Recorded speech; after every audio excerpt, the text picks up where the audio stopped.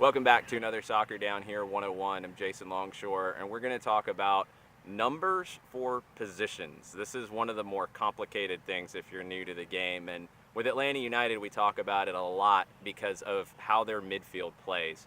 With three central midfielders, generally your players are defined by a 6, an 8, and a 10. The 10's the obvious one. I think most people get that. That's your playmaker. The number 10 shirt is one of the more famous shirts in soccer. Your superstars generally wear it. It is the attacking fulcrum of your team. The 6 and the 8 are a little more complicated, and from an Atlanta United perspective, Jeff Larentowicz plays the 6, Darlington Nagbe plays the 8. The 8, I've often heard it, as a mixed midfielder. It's a box-to-box midfielder. It's a player who has both offensive and defensive responsibilities. The 6 and the 10 are a little more defined. The 10 is the attacking midfielder, the 6 is the defensive midfielder. And if you look at the way Atlanta United plays, Miguel Almiron can do some defensive work, but he's generally the most forward of the three central midfielders.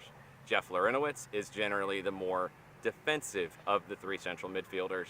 Darlington Nagbe does a little bit of both, and he can read the game well, and he's a player who could really play as a 10 or an 8, and we've even seen him in the Montreal match earlier this season as a 6.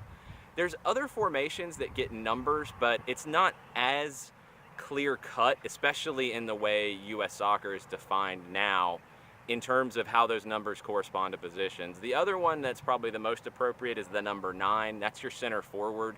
Generally, when we talk about a classic number 9, we're talking about a center forward who plays with their back to the goal, is an outlet for the team when they play direct. He can hold the ball up, bring other players in.